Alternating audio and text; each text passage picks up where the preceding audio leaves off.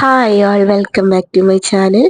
ഞാൻ ഇന്നീട് വന്നിരിക്കുന്നത് നമുക്ക് ആരോട് കൂടിയ നല്ല അടിപൊളി ടേസ്റ്റുള്ള കൽത്തപ്പത്തിൻ്റെ റെസിപ്പി ആയിട്ടാണ് കേട്ടോ. അധികം ആളുകളും പറയുന്നത് കേട്ടിട്ടുണ്ട് കൽത്തപ്പം റെഡിയാക്കുമ്പോൾ ഫ്ലോപ്പായി പോകുന്നു, അതായത് ഇങ്ങനെ ആരൊന്നും കിട്ടുന്നില്ല, അടിഭാഗം കരിഞ്ഞു പോകുന്നു, അങ്ങനെയൊക്കെ. എല്ലാം ഓക്കെ ആയിട്ട് നല്ല ആരോട് കൂടിയ നല്ല പെർഫെക്റ്റ് ആയിട്ടുള്ള കൽത്തപ്പം എങ്ങനെയാണ് റെഡിയാക്കാന്ന് ഞാൻ ഈ വീഡിയോയിൽ കാണിക്കുന്നുണ്ട് കേട്ടോ. അതിൻ്റെയൊക്കെ കൺസിസ്റ്റൻസി ഒക്കെ കറക്റ്റ് ആയാൽ ഇതുപോലെ ആരോട് കൂടിയിട്ടുള്ള നല്ല അടിപൊളി ടേസ്റ്റി ആയിട്ടുള്ള കൽത്തപ്പം നമുക്ക് റെഡിയാക്കാം കേട്ടോ. ഇങ്ങനെ ഒരു കൽത്തപ്പം റെഡിയാക്കാനായിട്ട് ഞാനിവിടെ എടുത്തിരിക്കുന്നത് 1 ഗ്ലാസ് പച്ചരിയാണ് കേട്ടോ. 1 ഗ്ലാസ് പച്ചരി ഒരു 4 മണിക്കൂറോളം കുതിർത്ത് കഴുകി വൃത്തിയാക്കി കുതിർത്തെടുത്ത് വെച്ചിരിക്കുന്നതാണ്. ഒരു 4-5 മണിക്കൂറോളം കുതിർത്ത് വെച്ചാൽ മതിയാവും കേട്ടോ.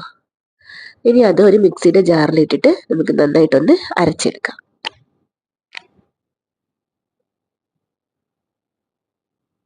പച്ചരി തന്നെ എടുക്കണേ. ഇതിൽ പറയുന്ന എല്ലാ നല്ല അതുപോലെ അതേ കൺസിസ്റ്റൻസിയിൽ റെഡിയാക്കുകയാണെങ്കിൽ അടിപൊളിയായിട്ട് നമുക്ക് കൽത്തപ്പം റെഡിയാക്കി എടുക്കാൻ പറ്റും കേട്ടോ. ഇനി ഞാൻ ഇതിലേക്ക് 3 ടേബിൾ സ്പൂൺ ചോറാണ് ചേർത്ത് കൊടുക്കുന്നത്. 1 ഗ്ലാസ് പച്ചരിക്ക് 3 ടേബിൾ സ്പൂൺ ചോറ്. 1 ടീസ്പൂൺ ജീരകമാണ്, ചെറിയ ജീരകം. 1/4 ടീസ്പൂൺ ഉപ്പും ചേർത്ത് കൊടുക്കുന്നുണ്ട്, ഏലക്കായുടെ കുരുവും ചേർത്ത് കൊടുക്കുന്നുണ്ട് കേട്ടോ.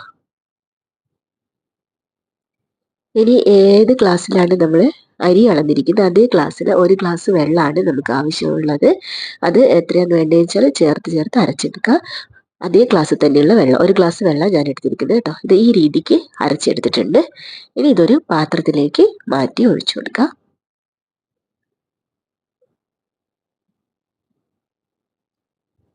ഇനി ഇതങ്ങോട്ടേക്ക് മാറ്റി വെച്ചതിന് ശേഷം ഒരു പാൻ അടുപ്പത്ത് വെച്ചിട്ട് അതിൽ 300 ഗ്രാം ശർക്കര ഇട്ട് കൊടുക്കുന്നുണ്ട്, ശർക്കര പാനി റെഡിയാക്കാനായിട്ട് കേട്ടോ. 300 ഗ്രാമാണ് ഞാൻ എടുത്തിരിക്കുന്നത്. അതിലേക്ക് ഒരു 1/4 ഗ്ലാസ് വെള്ളം കൂടെ ഒഴിച്ചു കൊടുക്കുന്നുണ്ട്.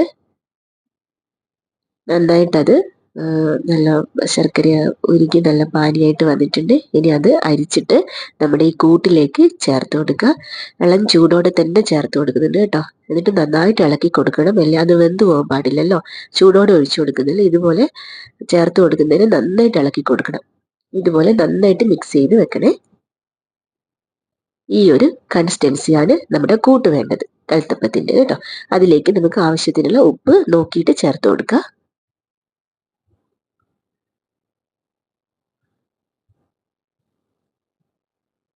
ഈ ഒരു കൺസിസ്റ്റൻസി തന്നെ വേണം കേട്ടോ, ഇതേ രീതിയിൽ. ഇനി ഒരു പാൻ അടുപ്പത്തേക്ക് വെക്കുക. ഈ ഒരു രീതിയിലുള്ള പാനാണ് ഞാൻ എടുത്തിരിക്കുന്നത്. കുക്കറിലൊക്കെ ഓരോരുത്തർ ചുട്ടെടുക്കുന്നുണ്ട്. നമുക്ക് കുക്കറൊന്നും ഇല്ലാതെ പാനിലെങ്ങനെ ചുട്ടെടുക്കാൻ നോക്കാം. പാനിലേക്ക് ഞാൻ വെളിച്ചെണ്ണയാണ് ഒഴിച്ചു കൊടുത്തിരിക്കുന്നത്. 2 ടേബിൾ സ്പൂൺ വെളിച്ചെണ്ണ ഒഴിച്ചു കൊടുത്തിട്ടുണ്ട്. അതിലേക്ക് കൊത്തി വെച്ചിരിക്കുന്ന തേങ്ങാക്കൊത്ത് ഇത്രയും എടുത്തിട്ടുണ്ട്. അതുപോലെ അതേ അളവ് തന്നെ ചെറിയുള്ളി അരിഞ്ഞു വെച്ചിരിക്കുന്നത് ചേർത്ത് കൊടുക്കുന്നുണ്ട്. രണ്ടും കൂടി നന്നായിട്ട് ഒരു ഗോൾഡൻ ബ്രൗൺ കളർ ആവുന്നത് വരെ നന്നായിട്ട് വഴറ്റിയെടുക്കാം. ഇത് ഒത്തിരി ചേർത്ത് കൊടുത്താൽ അത്രയും ടേസ്റ്റാണ് കേട്ടോ. നമ്മുടെ കൽത്തപ്പം കഴിക്കുമ്പോൾ ഇടയിൽ ഇങ്ങനെ കടിക്കാൻ കിട്ടുന്നത് വളരെ ടേസ്റ്റ് ആയിരിക്കും കേട്ടോ. ഈ തേങ്ങാക്കൊത്തും ചെറിയുള്ളി അതിൻ്റെ ഒരു മണവും നല്ല ഒരു എന്താ പറയുക, നെയ്യിലൊക്കെ ഇങ്ങനെ മൂത്ത് വരുമ്പോൾ നല്ലൊരു മണം ഉണ്ടാവും. നല്ലൊരു ഗോൾഡൻ ബ്രൗൺ കളറാവുന്നത്, കരിഞ്ഞു പോകരുത്. ഈ ഒരു രീതിക്ക് ഈ ഒരു കളറാവുമ്പോൾ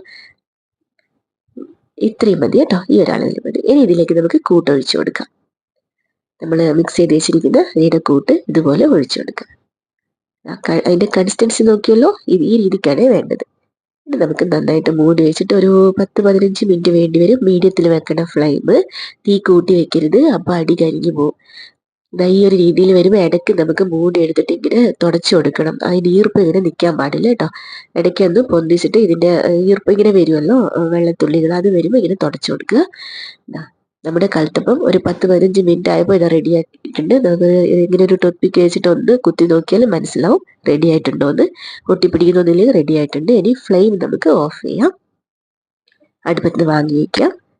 വളരെ ടേസ്റ്റി ആയിട്ടുള്ള നമ്മുടെ കൽത്തപ്പം ഇവിടെ റെഡി ആയിട്ടുണ്ട് കേട്ടോ. നമുക്ക് ഇനി ഇതൊന്ന് കട്ട് ചെയ്ത് നോക്കാം, നല്ല ആരൊക്കെ വന്നിരുന്ന് നോക്കാം. ഈ രീതിയിലേക്ക് കണ്ട കാണാൻ തന്നെ നല്ല ഭംഗിയില്ലേ. അതിന് മുകളിലായിട്ട് ചെറിയ ഉള്ളിയുടെയും അത് തേങ്ങാക്കൊത്ത് കാണുമ്പോൾ എന്താ രസമല്ലേ കാണാൻ. അതുപോലെ തന്നെ വളരെ ടേസ്റ്റി ആയിട്ടുള്ള ഒരു അപ്പം തന്നെയാണ് കേട്ടോ ഇത്. ഇതുപോലെ മുറിച്ചെടുത്തിട്ട് നമുക്ക് ആരൊക്കെ നിറയെ വന്നിട്ടുണ്ടോ നോക്കാം.